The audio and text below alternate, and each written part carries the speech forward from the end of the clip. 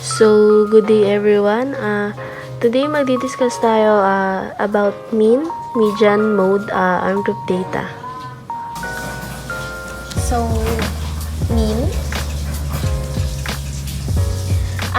Ang formula ng mean is ito, x equals over n. So, ang ibig sabihin nito is x, then ito is bar, then ibig sabihin nito is sigma. It means to add, then x over n. So, ang given natin is 1, 2, 3, 4, 5. Then, para makuha natin yung mean niya is ipag-add natin tong given natin na term. And 1 plus 2 plus 3 plus 4 plus 5. So, para makuha natin yung n, ipag-add natin sila, which is 5 sila. 1, 2, 3, 4, 5. So, ang total niya is, pag pinag-add to is 15, then divided by 5. So, ang mean natin is, so, another example naman. So, what if 10 yung given natin?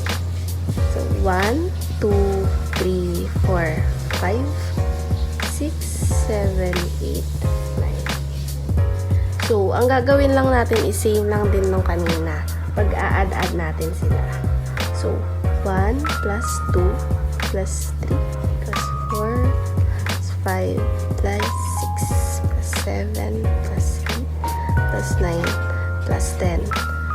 Bale, 10 yung term natin. So, yun yung nasa ilalim ulit. Yun yung magiging n natin.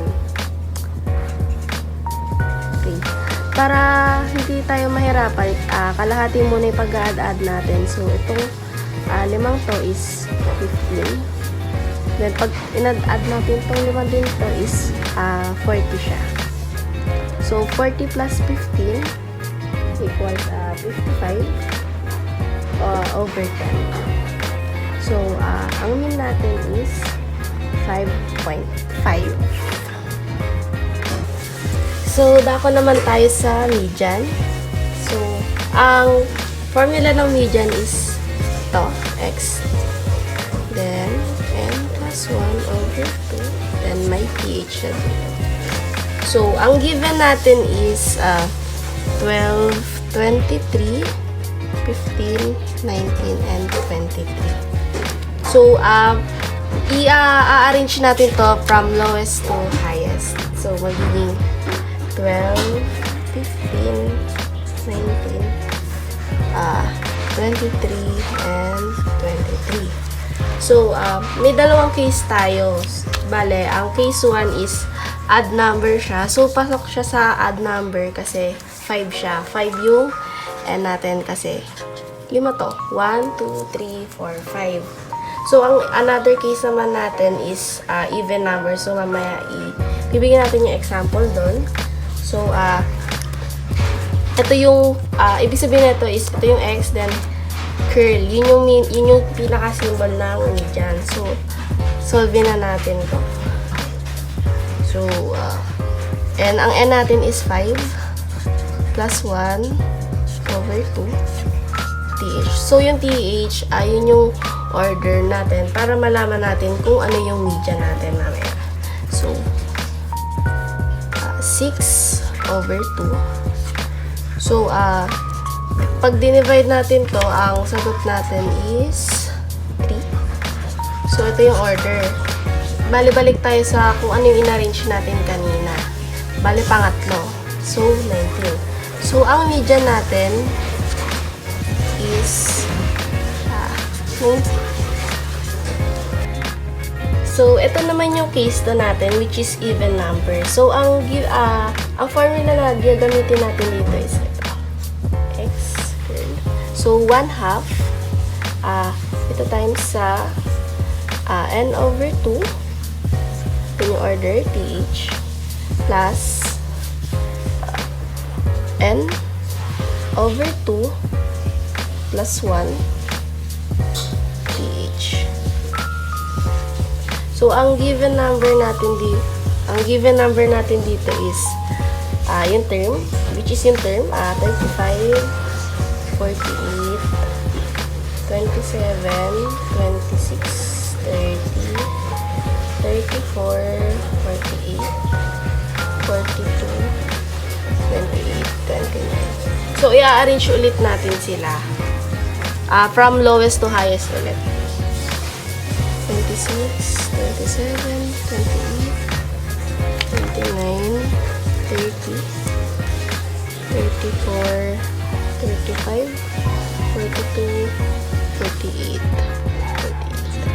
48. So, ang n natin is, so, isa-solve na natin siya gamit ang formulang to. 1/2. Bali, yung n natin is 10 over 2 ph plus 10 over 2 ulit. Plus 1. Tapos th. So, 1/2. Bali, di-divide natin to. 10 divided by 2 is 5. So, pang flip siya, plus 10 divided by 2 is 5 ulit, tapos plus 1 equals 6. Bale, ito yung 5th and 6th na given natin, na term na hahanapin dito. So, ano ba yung 5th at 6th natin dito? 1, 2, 3, 4, 5. So, is 30 yung sagot. So, isulat mo natin dito. 5th is 30 plus 34. So, sulat natin yung 1/2. Bali, pag-add natin to, 30 plus 34 equals 64. Then, para makuha natin yung sagot natin dito, i-divide muna natin yung 1/2 bago natin siya ito times sa 64. So, ang sagot natin dito, ang median natin is 32. So, dako naman tayo sa mode, which is yung pinakamadali sa lahat. Bali, ang gagawin lang natin is, i-arrange natin siya from lowest to highest ulit. So, ang given natin is 3, 7, 17, 3, at 15. So, kapag in-arrange natin sila is magiging 3, 3, 7, 15, at 17. Okay. So, ang mangyayari dito is kung ano yung na-double yung number or umulit. So, ang mode natin is, ito yung tawag dito is, ito yung pinaka-symbol ng mode, X, tapos current. Bale, pag nagkaparehas dito is yung 3. So, ang mode natin is 3. Bale, ganun lang siya. So, another example. 10, 4, 6, 32, 17, 42, 17, 7, 9, at 12. So, i-arrange ulit natin siya from lowest to highest. So, 4, 6, 7, 9, 10, 12, 17, 17, 32, 42.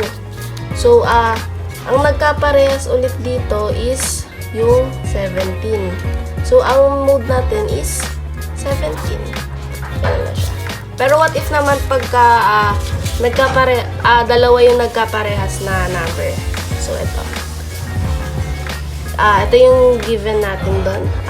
10, 19, 23, 8, 24, 8, 10, 17. So, i-arrange ulit natin siya from lowest to highest. Bali, maging sagot is 8, 8, 10, 10, 17, 19, 23, at 24. So, makikita natin dito na ang nagkaparehas is dalawang 8 at dalawang 10. So, ang magiging mode natin dyan is 8 and 10. Bali, ang tawag dito is bimodal. Pero what if naman wala siyang nagkaparehas na number na x na sa given natin na pin-provide.